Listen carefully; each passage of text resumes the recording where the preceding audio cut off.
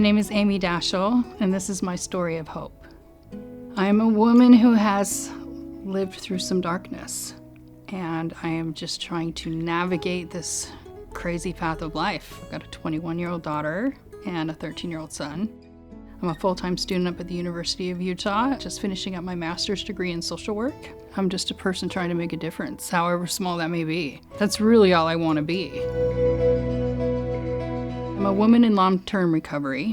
What that means to me is that I haven't found it necessary to use a drink or a drug since August 23rd, 2017. I've experienced a lot. I've been humbled by my experiences, and I'm super grateful for those experiences to be able to help me find my purpose. Currently, I'm the Director of Client Services for Rasa Legal. I have drafted over 1,500 expungement petitions since I've started, so I've learned a lot, and we are getting ready to expand nationwide. The attorney that I work with was actually my LDA when I got arrested, and we bonded and formed a friendship, and I've done a lot of stuff in the behavioral health space, and she is the attorney that passed the clean slate law here in Utah for automatic expungement so that people could have a second chance at getting their life back and clearing those criminal records. I've done a lot of work with legislation in the behavioral health space and with the clean slate Utah law. I understand the barriers that so many people go through, not just from the criminal justice system, that I experienced myself. We expect people to be rehabilitated. We expect people to just be sober, but yet we put all of these barriers in their way to make it impossible for them to even just find self-sufficiency. And so to be a part of that mission, it was everything for me. It is everything that I wanted to do, and I saw, my chance to be able to be a part of something that gives back.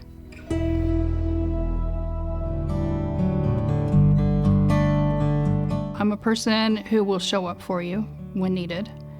I'm a person that loves excitement, loves adventure. I love to be in the outdoors. Born and raised in Utah. Had a great childhood. Went to school, got straight A's, got married in my church.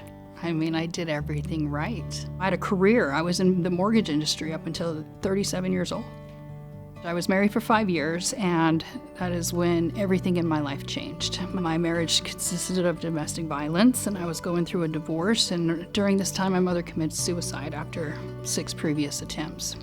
Everything changed for me. My perfect little world, my safety net was just gone. My ex-husband ended up absconding with my kids out of state, and I had 12-foot surgeries.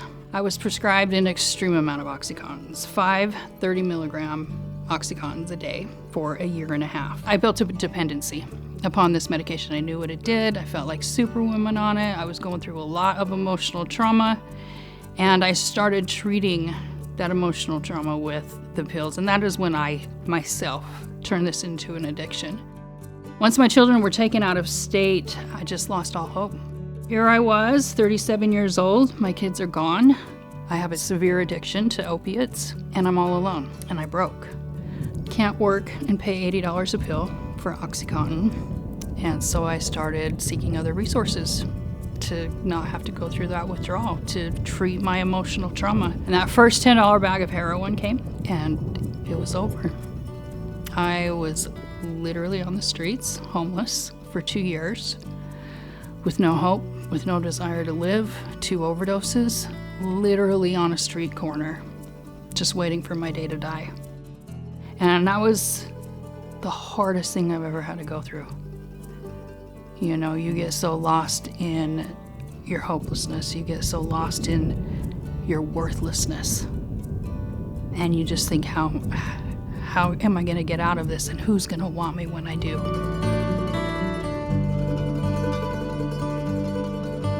So 7 different times in jail, in and out, and just released back into my addiction, charge after charge, and all I needed was help. Every time I asked for help, I was told I was not good enough or I was not worth it. Not directly, but the way that the system and the access was, it's hard to not feel that way when you're already feeling like you don't matter to begin with. To my own blessing, Utah did a program called Operation Rio Grande, which opened up programs for me to get treatment. And so the 7th time I was arrested, they arrested about 2,500 of us within a week span. And this time was different. They gave me the very last bed at House of Hope. They had 1 bed left at House of Hope, and I decided to go.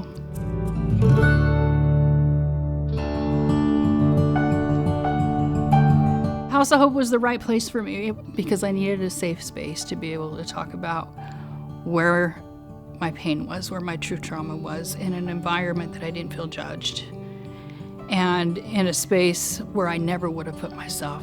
It was a very vulnerable place for me to be, but it was exactly where I needed to be.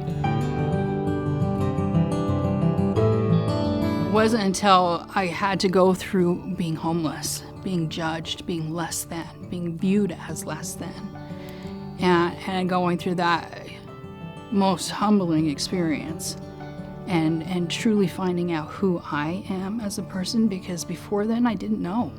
That changed me forever. For people showing up for me that didn't need to show up for me, for people giving a piece of themselves so that I could find hope again. How do you replace that? I've never had another individual call me out on such a real, loving level than I did when I was in treatment, and it broke through barriers. There was nothing more powerful than those women in that center that embraced me. That's what matters. That's what life is about, is seeing another human being as an equal, regardless of how dark their story is and regardless of how low that they are. And that is what I found at House of Hope.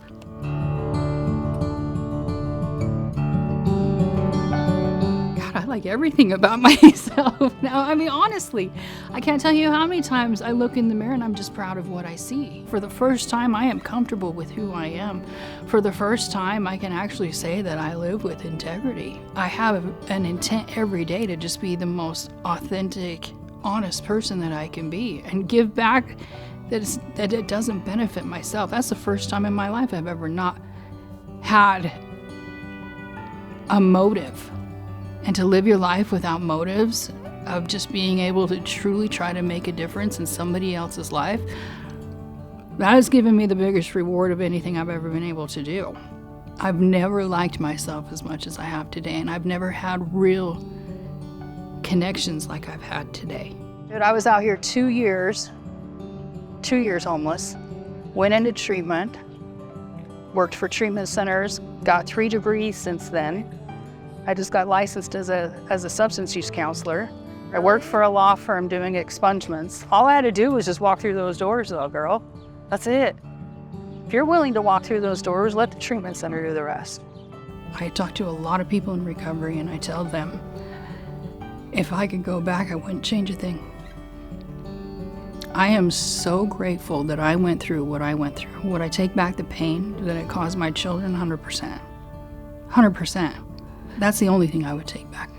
I wouldn't take back the homelessness. I wouldn't take back the humility. I wouldn't take back being looked down upon. I wouldn't take back the addiction. Thank God I didn't die. But that experience has given me more power into the person that I am today, because I'm not what I've done. I'm everything I overcome, right? And for 1 second, that 1 second that I made that decision that I was enough, now I get to show up and help people find that for themselves. Like, what better life could you live? What more purpose could you fulfill every day? To be able to say, I was enough and you're enough.